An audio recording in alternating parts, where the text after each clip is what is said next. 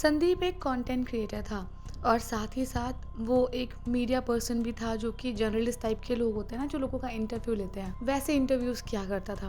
और उसे एक्चुअल में इस काम में बहुत मज़ा आता था, नए नए लोगों से मिलना, उनसे बात करना, या फिर लोग जैसा अपने एक्सपीरियंस शेयर करते थे उससे कुछ सीखना। और वो थोड़ा टॉकेटिव भी था, तो उसका ये बहुत इंटरेस्ट वाला एरिया था, बहुत अच्छा उसको रिस्पॉन्स भी मिलता था चीज़ों का, तो वो अपनी जॉब कंटिन्यू करता रहा। लेकिन धीरे धीरे जैसे ही उसका काम बढ़ता गया, उसको शायद इस काम से बहुत बोरियत फील होने लग गई। अब उसे कुछ नया करना था, लेकिन उसको खर्चे भी देखने थे अपने। और चलो, कंटेंट एक बार ही चेंज कर सकता है, लेकिन अब जो जॉब उसकी थी, उसका काम ही था लोगों का इंटरव्यू लेना, उनसे बातचीत करना और ऐसी ही चीज़ें अपने ऑफिस में पहुंचाना कंटेंट के तौर पे। तो वो बस ये सब सिर्फ़ और सिर्फ़ अपनी मंथ की सैलरी के लिए करने लग गया। और उसको लगा था कि अब उसको थोड़ा-सा ब्रेक चाहिए, बहुत ज़्यादा हो रहा है। बट अब सैलरी चाहिए होगी तो काम तो करना ही पड़ेगा ना, तो वो कंटिन्यू करता रहा इस चीज़ को।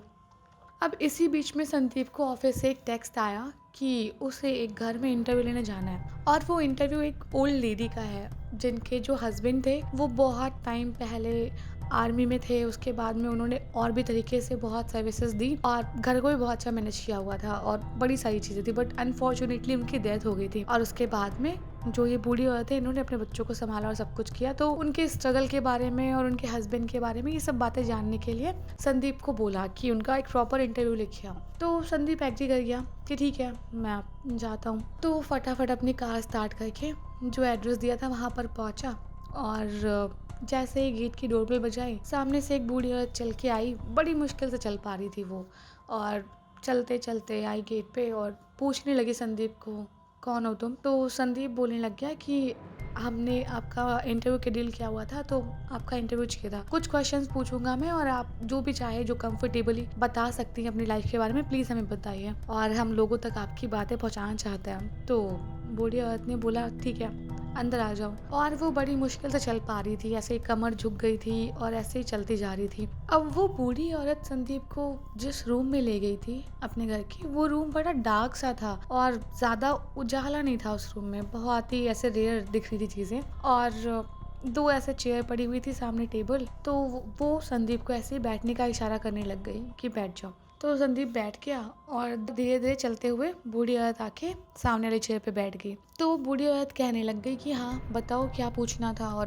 क्या क्वेश्चन है तुम्हारे? तो संदीप बोलने लग गया कि आप बस अपना जो पुराना एक्सपीरियंस है वो बताइए, आपके हस्बैंड के साथ कैसे कैसे चीज़ें हुई, आपने कैसा एक जो टफ टाइम था कैसे फेस किया, वो सब कुछ आप बताइए प्लीज़, तो हम उसको रिकॉर्ड करेंगे। तो बूढ़ी औरत ने कहा ठीक है, मैं बताती हूँ। और संदीप ने बोला कि ठीक है, रिकॉर्ड हम कर लेंगे, लेकिन यहाँ पे ना बहुत अंधेरा है, तो क्या मैं लाइट ऑन कर सकता हूँ, मतलब थोड़ा सा उजाला हो जिससे आप दिखें कैमरे में क्लियरली। तो बूढ़ी औरत बहुत अनईजी फील करने लग गई और बोलने लग गई कि नहीं नहीं नहीं, अगर इतने में हो पा रहा है तो कर लो, वरना फिर ज़्यादा लाइट वाइट में रहती नहीं हूँ मैं, और मुझे बहुत प्रॉब्लम्स हैं और ये वो। अब हेल्थ इश्यूज़ बोले उन्होंने, तो संदीप भी फोर्सफुली थोड़ी ना कहीं इंटरव्यू ले लेगा कि भाई हाँ नहीं नहीं लाइट जला दो। तो संदीप मान गया कि ठीक है भाई, मुझे तो ऑफिस में भेजना है, वो जाने उनका काम जाने, मैं बस रिकॉर्ड कर लेता हूँ, ठीक है। तो संदीप ने ऐसे ही कैमरा लगाया और बूढ़ी औरत से सवाल करने लग गया, और बूढ़ी औरत जवाब दे रही थी, बहुत धीमे धीमे से अपनी बातें बता रही थी। अब हम जब भी कभी बूढ़े लोगों से बात करते हैं तो वो बहुत डीपली बात करते हैं ना, एकदम शुरू से बताने लग जाते हैं, क्योंकि उनको भी बहुत कुछ होता है लाइफ में एक्सपीरियंस, और वो बहुत कुछ शेयर करना चाहते हैं। और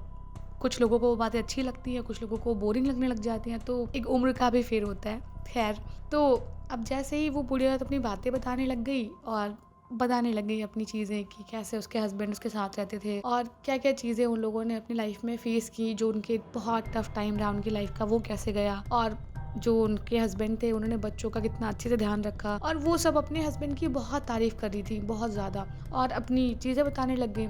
तो संदीप ना ऐसे पहले सुन रहा था, 2-3 मिनट सुना उसने, फिर उसको बड़ा बोरियत सी होने लग गई कि क्या यार, यही सब काम बचा है करने के लिए, अब उतना कुछ उसको इंटरेस्ट नहीं था। तो ऐसे ही हाँ हाँ करते करते अपना फ़ोन निकाल के फ़ोन में देखने लग गया, और ऐसे ही अपना इधर उधर चिट चैट करने लग गया लोगों से। और बूढ़ी औरत बोले जा रही थी, बोले जा रही थी। फिर संदीप अब तक ध्यान नहीं दे रहा था कि वो क्या बोल रही है। फिर संदीप ने अपना फ़ोन साइड रखा और दोबारा ऐसे ही मुस्कुराते हुए कहने लग गया, जी जी सही बात है, सही बात है, ऐसे बोलने लग गया। लेकिन जब संदीप ने ध्यान से सुना ना, तो बार बार बूढ़ी औरत ये बोल रही थी कि उसके हस्बैंड हैं, मतलब जब कोई नहीं होता है तो ज़्यादातर था लगता है ना कि ऐसा किया करते थे, ऐसे कहा करते थे। लेकिन बूढ़ी औरत हमेशा ये चीज़ कह रही थी कि वो ऐसा करते हैं, वो अभी भी बहुत ध्यान रखते हैं और मैं इतनी बूढ़ी हो गई हूँ फिर भी मुझे बहुत सपोर्ट करते हैं चीज़ों में और ये सब। तो संदीप ने सोचा कि इनके हस्बैंड तो मुझे बताया था कि लोगों ने की डेथ हो गई है और बहुत ट्रेजिक उनकी डेथ हुई थी, तो ये हैं क्यों बोल रही हैं। खैर संदीप ने उनकी बात को बीच में नहीं काटा और सुनता रहा।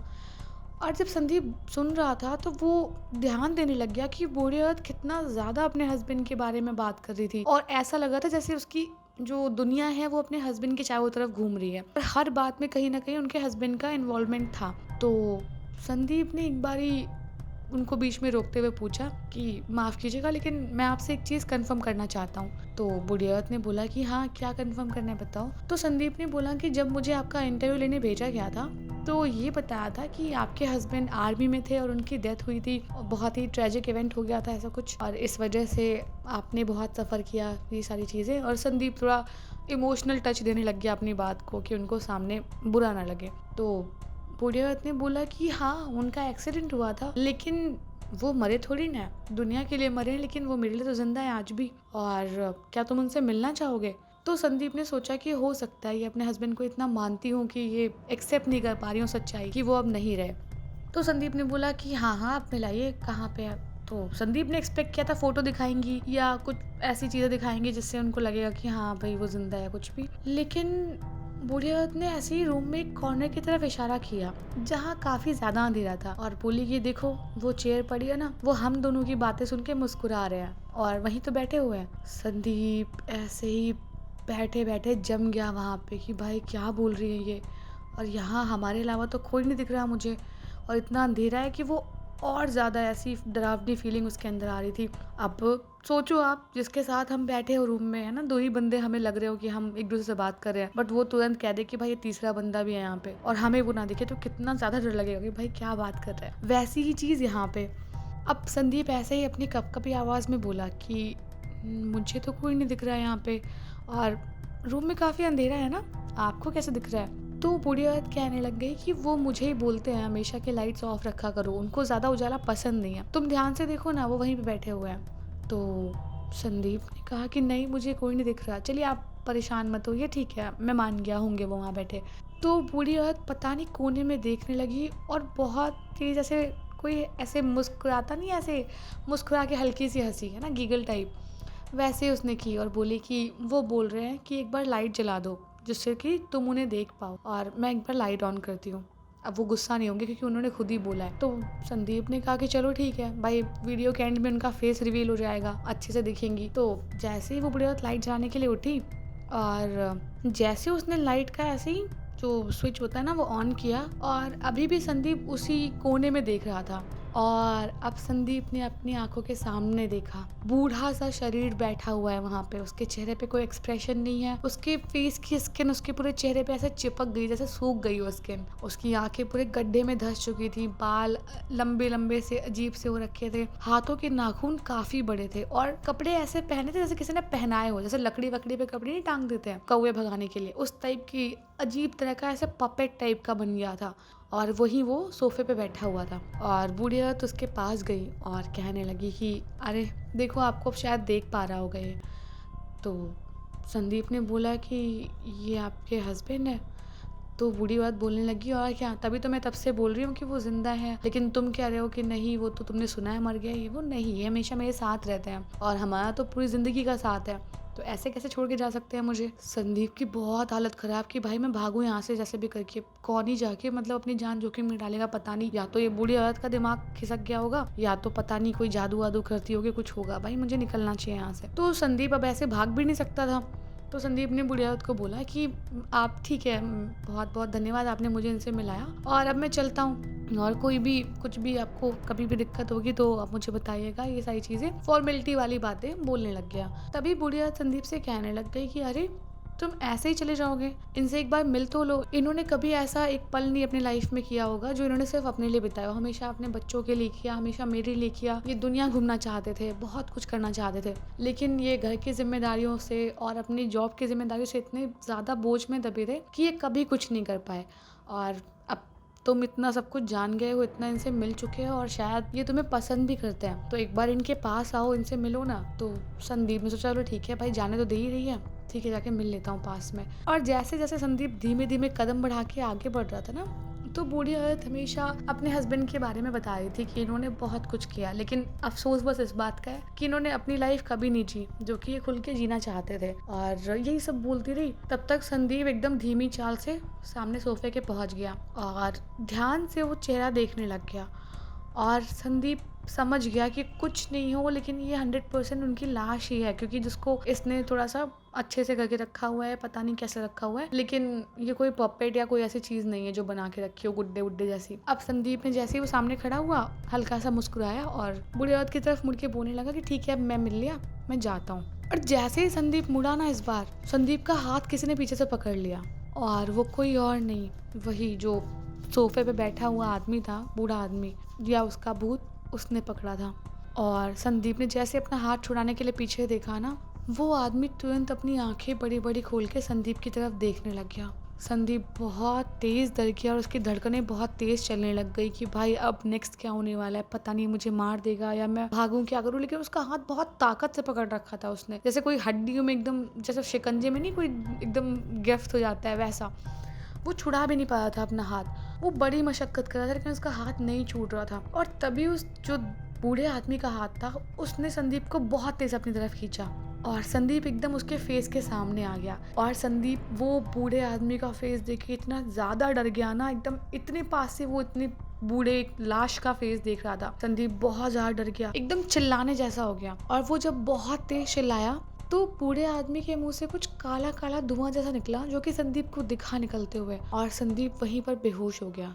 कुछ टाइम बीता, संदीप को होश आया और वो उठा, बट इस बार वो चेहरे पे उसकी बड़ी खामोशी और बड़ी मैच्योरिटी टाइप की थी। और जैसे ही उठा और वो बूढ़ी औरत को गले लगाने लग गया और बोलने लग गया कि बहुत टाइम से मैंने इस चीज़ का वेट किया है, इस दिन का वेट किया है कि मैं तुम्हें कब अच्छे से गले लगा पाऊँगा, और उम्मीद करता हूँ तुम अपना ध्यान रखोगी। तो बूढ़ी औरत ने कहा कि हाँ मैं अपना ध्यान रखूँगी और तुम मेरी चिंता मत करना, जो भी तुम्हारे सपने अधूरे रह गए हैं, जो भी तुमने अपनी ख्वाहिशें मारी हैं, जाओ जाके अपनी ज़िंदगी जी लो। और ये सुनते ही बूढ़ा आदमी मुस्कुराया और बूढ़ी औरत फिर से मुस्कुराई और दोनों ने एक दूसरे को एक बार फिर से गले लगाया। और उसके बाद संदीप अपना सामान लेके घर से बाहर निकल गया, दुनिया घूमने के लिए और अपनी वो अधूरी ख्वाहिशें पूरी करने के लिए, जो कि शायद जब वो बूढ़ा आदमी ज़िंदा था पूरी नहीं कर पाया था। तो अगर आपको स्टोरी अच्छी लगी हो तो वीडियो को लाइक कर देना और कमेंट करके बताना स्टोरी कैसी थी। और यार सब्सक्राइब तो मुझे पता है तुम लोग इतने अच्छे हो ना, मेरे बिना कहे कर देते हो, और उसके लिए थैंक यू सो मच। तुम लोग सच में बहुत बहुत बहुत अच्छे हो।